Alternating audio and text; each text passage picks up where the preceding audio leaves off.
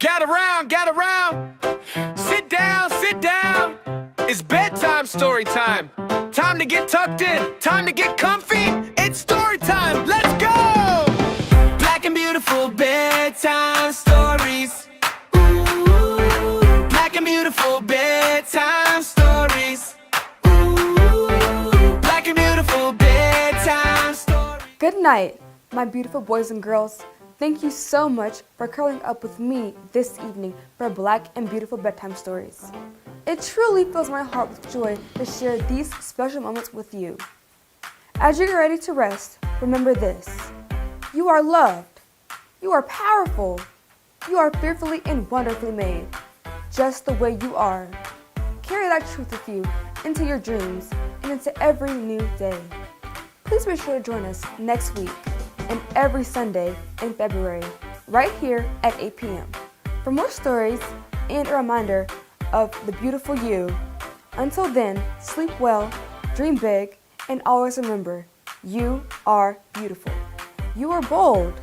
You are brilliant. You are black. You are original. Good night. Good evening, everyone. I am Courtney Wilson, and I am a proud member of Soldiers Memorial AMEZTV Church in Salisbury, North Carolina. And tonight I will be reading for you Mirror Work for Kids by Shanae Wright. Hey, thank you for coming. Yes, of course. I love this book. Do you like it? I do. I think it's like a really good reflection for children. I think so too. Let's read it. Chapter 1, Confidence. I am creative. I can become anything. I am amazing. I am unique. It is my choice to, it's a fill in the blank. It is. What is your choice? I think it's my choice to be kind. What's your That's a good choice? answer. My choice is to be a leader. I love who I am. I matter because I am important. I have many gifts. I am a problem solver. With my voice, I will, is another one. With your voice, what will you do? I think I will pray. What will you do? With my voice, I think I will tell the truth and be honest. I feel like that is a very important thing to do throughout your life, and be honest and be true to yourself. That's true. I can win if I keep trying. I am perfect just the way I am. I believe in myself. I can change the world. I will help you to... What would you help to? That's a good question. Well, I think I would help to possibly help the earth, maybe recycle more, maybe think of what I'm putting out in the earth, maybe think of where I'm putting my trash, whether I'm putting it in the recycling bin or whether I'm putting it in the trash where it belongs. I feel like helping out the earth would really help. I think I will help you to, I think I'll help my mom to take care of my siblings. I think that's very caring and kind of you. Thank you. I can learn from my mistakes. I can forgive myself and others. I can make a difference. I am enough. I will use my creativity to... How can we use our creativity? I can use my creativity to dance. What about you? That's a good one. I can use my creativity to help out in church. And I can also use this to be a leader in sports and academics and everything else to people who are looking up to me. I look at the bright side of life. I am good at lots of things. I am more than you think I am. I have a winning attitude. I can succeed at anything because Chapter 2, Mindfulness. I can set my intentions to. I can take 3 mindful breaths when. I can take 3 mindful breaths when I'm feeling anxious, scared, or sad. I think this really helps to calm me down. What do you guys think helps you calm you down when you're anxious? When I am mindful of others, they feel. I think they feel seen. I think people feel seen when they are heard as well. I think that is a very good way to be a good friend to somebody. What do you think? Being mindfully kind helps me to be respectful of others. What about you? I think that also helps as well. I think that being mindfully kind helps me to reflect as well on what other people like to be like heard or seen. I can center myself by praying. I think that is also a really good answer. I think coming back to God is also a really good answer. I feel like that should always be your first choice. I pay attention to how I'm feeling so that I can learn more about myself. How do you pay attention? I pay attention because I feel like it is mindful to be positive and never pull out any negative energy. I feel like it's always good to keep a positive mind. What do you boys and girls think? If I start to feel anxious, I can. Okay, it's another blank. All right. I feel like I can take a few deep breaths, maybe think about something positive. I feel like being positive is always a good thing. And being in the right mindset, that is always something to help you overcome anything. If I start to feel anxious, I hang around my family. They always make me feel better. I can choose a better response by. By thinking of what I'm saying before I speak. I feel like that is always very mindful, and I feel like you should always think before you speak, before you say something that could be pretty hurtful to somebody, or just, in general, probably not be the best response. I keep a mindfully positive attitude by. Okay, here's another blank. All right, let me ask you. How do you keep a mindfully positive attitude? Well, I play basketball, and that is my favorite sport, and I feel that at the end of the day, I'm really excited to go to practice, and I just feel like I really look forward to that. So I try and keep a positive mindset throughout the day, and I just think about like how I'm going to have practice soon, how I can relieve all that stress later on. And I feel like that really helps get me through the day, especially at school. Oh my gosh, we forgot the mirror. Thank you so much, Maya. Thank you. Mirror works for you. Black and beautiful bedtime stories. Ooh, black and beautiful bedtime stories. Good evening, children of Zion. I am Dylan Walker, a member of Little Rock AMEZTV Church. I have this book called Paul the Powerful by Kenyo Morris Albany. I'm gonna be reading it to y'all tonight. So let's get started. Paula the Powerful. One day, Paula sat in the cafeteria at school waiting for her friend Sarah to join her for lunch. She was excited because today was pizza day, which was her and Sarah's favorite. As Sarah came out of the lunch line, Paula waved her over. When Sarah started walking over to the table, one of the older kids stuck out their foot and tripped Sarah. She fell over and the other kids laughed. Paula jumped up. She wanted to say something to the older kids, but nothing came out. She sat back down, dropped her head, and waited for Sarah to come over. Are you okay?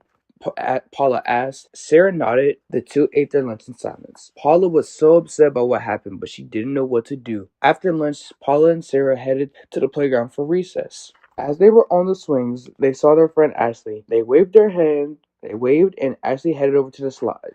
As she got closer to the slide stairs, a couple other kids ran and jumped in front of Ashley. Paula jumped from the swings and yelled, "Hey!" But it came out as a whisper. She and Sarah ran over to make sure Ashley didn't get hurt. She was okay, but Paula wasn't. She was upset that the kids weren't being nice. The three girls headed over to the school steps to hang it out, so recess was over. Back in the classroom, it was time for math, Paula's favorite. She opened her notebook and got ready to solve the problems Miss Harris put up on the board. She asked who wanted to come up to solve the problem. Both Paula and Becca raised their hands. Miss Harris asked Becca to come forward. While Miss Harris helped Becca at the board, Jake threw a wad of paper that hit Becca in the back of her head. All the other kids laughed. Okay, calm down everyone, said Miss Harris. Who threw that paper? Silence. Paula knew it was Jake, but she was too afraid to speak up. She dropped her head in sadness again and worked on the math problems in her notebook. Man, I can't believe this. I can't believe that people would just be bullying. Like, people go through all this bullying in school. It's crazy. I don't balling up papers, tripping people. Why? For what reason? Paula's big. Paula's really doing a lot. She's really stepping up there. Like, Paula is doing what we all should be doing. We should all be more like Paula. That's what I think I should say. Because Paula is using her words and standing up for her friends, as we all should. And we can do that. We can do that in many ways. We can pray. We can go to God. We can always go to God for help. To always ask us to help. Always to ask for help in times of need. When we can't, because He is strong and He is powerful. The school bell rang and Paula packed up her things to head home. Her mom and her little brother Simon were excited to see her, but Paula didn't look happy at all. What's the matter, Paula? Her mother asked. Some of the other kids were mean to my friends today, and I didn't do anything to help them because I was afraid. I really wanted to help, I just didn't know what to do, Paula said with tears running down her face. Mom wiped her cheeks and said, "It's okay, baby. There will always be times that you're afraid, but just know when you find your power on the inside, the courage will come." She hugged Paula and Simon joined in. "It'll be just fine, Paula. You'll find your power. It'll be just fine."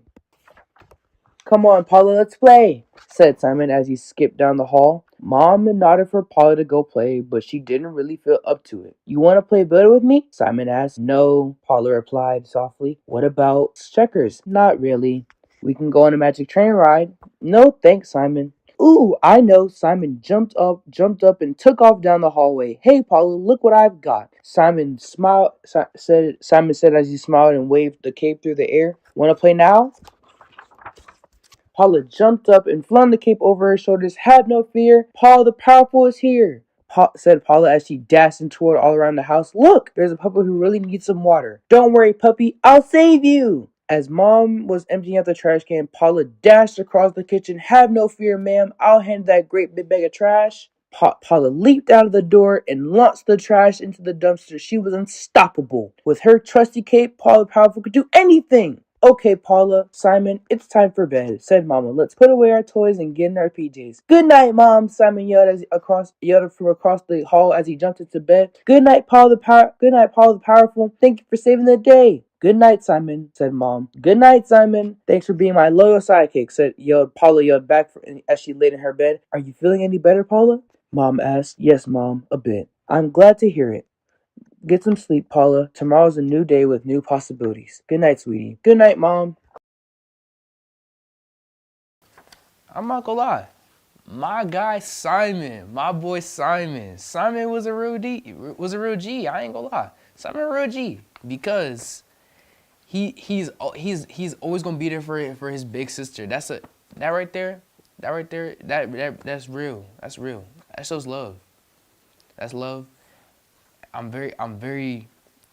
We should also. I'm so glad that there are people in this world like Simon that can support their family no matter what. Like, even through tough times. We should all try to also be like Simon as well. Simon actually reminds me of somebody very close, my type of younger sibling, kind of, sort of, my cousin. She always backs me up with everything I do. She's always gonna be in my corner. That I'm always gonna be in her corner. So that's why Simon really just like really stood out to me, because he's just like he made me feel like, yes, I'm gonna be there for you no matter what. Just like God, because God's always gonna be there for you no matter what, as through your tough times and your struggles. The next day, Paula woke up ready for the school day. She quickly ate her breakfast and raced towards the front door. But just before she made it outside, Paula grabbed her cape and smiled. Now she was ready to take on the day. When she arrived at school, she looked determined to stop anyone who might play tricks on people again. Paula flung her cape over her shoulders and headed to class. In geography class, Mr. Johnson asked for a volunteer to show where Nigeria was on the map. Her friend Sarah volunteered and headed over to the front of the class. And as she walked, Jake threw a bottle of pizza paper and threw it at Sarah. Paula flung her cape in the air and stopped the paper from hitting Sarah. Yes. Paula whispered, "I did it." After geography class, Paula and Sarah headed to the cafeteria for lunch. Before they sat down, Paula noticed some of the fifth graders sitting near the lunch counter. As Paula's friend Ashley was walking towards the fifth graders, one of them stuck at their foot and tripped Ashley. But before they could, Paula leaped in front of them and held out her cape and to block their foot. Sarah and some of the other students cheered, "Yay, Paula!" Paula smiled. It sure felt good to help. After lunch, Sarah and Ashley and Paula were on the playground when Becca called out for them to join her by the swings. "Hey, you want to play on the swings with me?" Becca asked. "Sure, sounds fun. Let's go," said Paula as she ran behind her friends. Just before they made it to the swings, Paula noticed a few classmates racing towards the swings too. Just as the Becca was reaching for the swing, Timmy and his friends jumped in front of her, and Paula spun around her friends and lifted up her hand. "Stop! If we wait and take turns on the swings, everyone can have a chance to play." She whipped her cape around, and all the kids took turns using the swings. When Becca finished her turn, she looked at Paula and smiled. "Thanks, Paula." By the end of the school day, Paula felt so good about helping her friends. She bounced down the school halls and twirled all the way home. "Well, hello, Paula. You're in a good mood today," said Mom as she hugged Paula. "Today was great, Mom. I was brave enough to help all my friends when they needed it. It was awesome," said Paula. "That's amazing, sweetie. It sounded like you discovered the power on the inside. I'm so proud of you," said Mom. "It was your cape, Paula," said Simon as he ran over to high five his sister. "But when you're Paul the Powerful, you can do anything." "Paul the Powerful loves to help others and save the day," said Paula as she ran outside. She stood on top of the steps and yelled, "Hello, world! Paul the Powerful is here to stay. If you're in trouble, I'll save the day." "Simon the Psychic is here too," said Simon as he stood by Paula's side. Paula and Simon laughed and jumped off the stairs and ran through the neighborhood, helping all the neighbors and friends along the way. The end. That was a good read. That was a good read. But you know, she Paula's better than me. Paula's better than me. That's all I can say, for real. Because I'm not gonna lie, if I was Paula, and if I seen one of my friends, get hit with a paper ball, I'm definitely picking up a paper ball and I'm throwing it back at them. I can't. I'm sorry. Paula's better than me. I'm sorry. I don't know what to say, because just like why? Why would you do that? Why you being so mean? And we in school. Like, you don't want to learn? You want to learn education? You don't want education? Why? Just why? But I'm also very, very glad that Paula stood up for her friends, because that's what you need to do. I'm glad she did it in a more positive way than, because sometimes that extra act of violence is never needed. It's never needed. It doesn't really solve no problems. But yeah, all in all, this is a very, very deep book. This is a very deep book. It has a lot of meaning. It has a lot of meaning about why and how you should conduct yourself in your life, in your day-to-day life. Don't allow all the bullying. You know, always stand up for people. There are people that are always closest to you, and yeah, that's all I can say really about this book. This is a great book. Black and Paula the beautiful Powerful. bedtime stories. Ooh, black and beautiful bedtime